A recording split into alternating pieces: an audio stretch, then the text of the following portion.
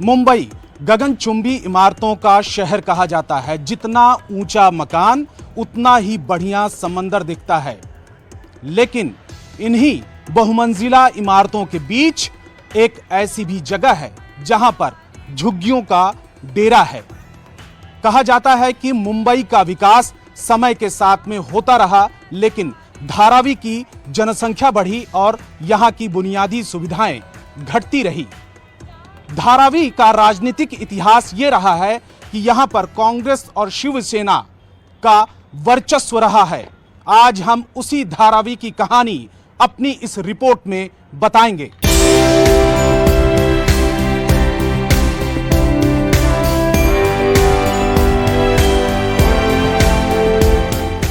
चुनावी माहौल में किस तरीके से नेता यहां पर आ रहे हैं, चुनावी वायदे कर रहे हैं पिछले कई सालों से, क्या वो वायदे पूरे हो पाए हैं कि नहीं हो पाए हैं? क्या वायदे पूरे हुए हैं?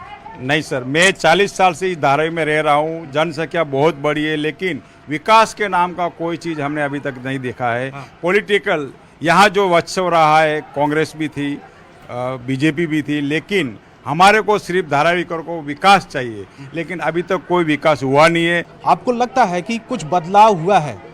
बदलाव हमें क्या, हम यंग जनरेशन है, हमारी फ्यूचर्स, हमें यहाँ लोकेलिटी स्कूल्स, हमारे को कॉलेजेस अच्छे हम यहाँ रहकर हमें जाना पड़ता है सायन, बैंड्रा, माटुंगा। हमारे धारावी के अंदर 40 साल से कांग्रेस राज करके हमारे बच्चों के लिए, हमारे लिए अभी तक कुछ भी नहीं मिला है।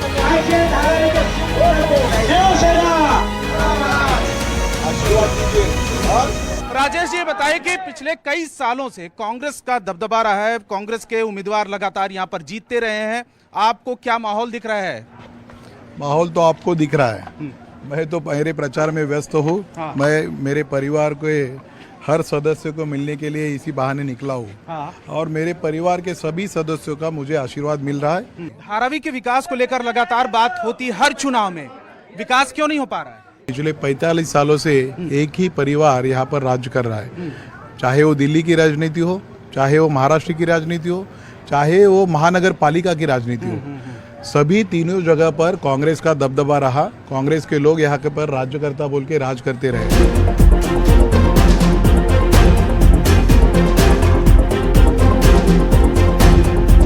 हमारे साथ में धारावी की कई महिलाएं हैं और उन लोगों से हम बात कर लेते हैं कि किस तरीके से उनको मुश्किलों का सामना करना पड़ता है।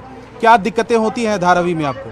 सर, पहले तो बाथरूम का दिक्कत है और 10 बाय 8 के रूम में रहते हैं, तो उसके लिए हम लोग को देखो 4-5 बच्चे हैं तो बैठना उठना बहुत तकलीफ होता है। हाँ। कोई मेहमान आ नहीं सकते, कोई फेस्टिवल, सब में बहुत कुछ दिक्कत होती है हम लोग को। अच्छा। इसलिए हमारा सोच क्या है कि झोपड़ा टूटने से हमको तकलीफ ही नहीं है, अच्छा ही है। अच्छा, दूसरी बात ये बताइए कि धारावी में जब बारिश का मौसम होता है तो सबसे ज्यादा दिक्कत उस समय होती है क्या? बहुत दिक्कत होता है। हाँ। आने जाने में भी गटर भर जाता है और किधर भी जाएगा तो पानी पानी रहता है। और मेन बात तो 10 बाय 8 बाय 10 का हम लोग रूम पे रह रहे हैं। हम लोग 5 जन में बहुत दिक्कत होता है। इसके लिए थोड़ा बिल्डिंग बने। तो चुनाव अभी आ रहा है बिल्कुल, और चुनाव के समय आप क्या चाह रही हैं जो भी सरकार बने? हम क्या चाह रहे हैं, हम लोग को अच्छा मिलना चाहिए, बिल्डिंग बीजेपी आना चाहिए।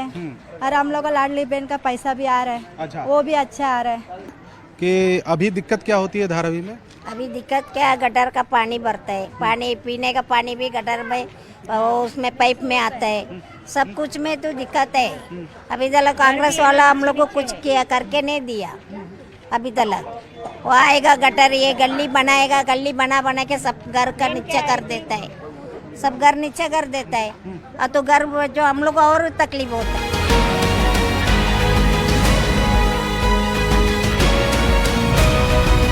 धारावी विधानसभा सीट से मनोहर राय भागे जो बसपा से उम्मीदवार हैं। मनोहर जी बताइए कि एक तरफ महायुति है, दूसरी तरफ पूरा एक कुनबा है, बड़ा कुनबा है, महाविकास अघाड़ी है। बसपा इस महाराष्ट्र के चुनाव में अपनी स्थिति क्या पाती है? दोनों तो आपने बोला महायुति महाआघाड़ी तो है ही है, वो तो पहले से है।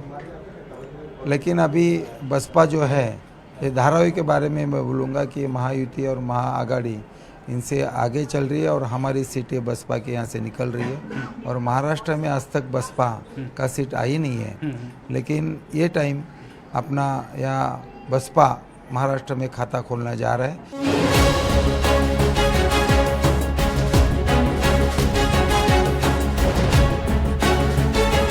धारावी में किस तरीके की मुश्किलें होती है?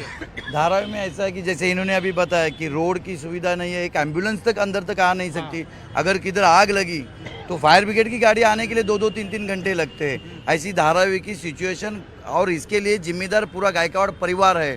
40 साल लगातार यहाँ पर राज करने के बाद पानी की व्यवस्था बराबर नहीं है, गटर नाले की व्यवस्था बराबर नहीं है। सिर्फ इन्होंने एक ही काम किया, खुद का गायकवाड़ परिवार का विकास और अपने कार्यकर्ता और दलालों के लिए शौचालय बनाए। एक बताइए कि धारावी का रीडेवलपमेंट की बात हो रही है, आखिर में तस्वीर क्यों नहीं बदल पा रही है?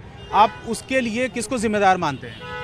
कांग्रेस सरकार को, क्योंकि वजह ये कि वो लोग चाहते ही नहीं कि डेवलपमेंट हो। जब हमारी सरकार पूरे मुद्दे के साथ में डेवलपमेंट चाहती है, ये 90 फीट रोड है, लेकिन ये 30 फीट रोड भी नहीं है, लेकिन वो लोग चाहते ही नहीं कि ऐसा हो।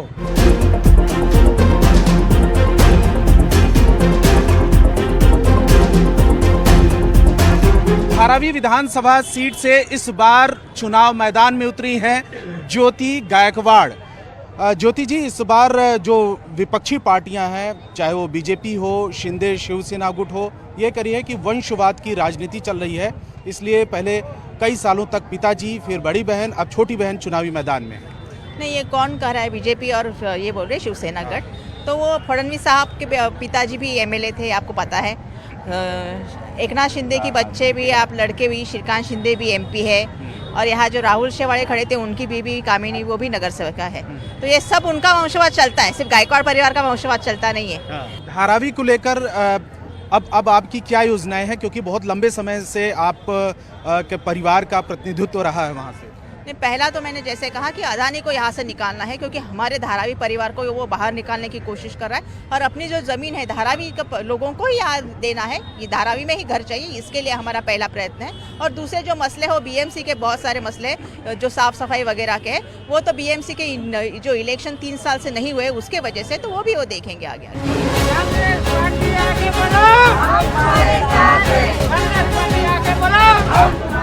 और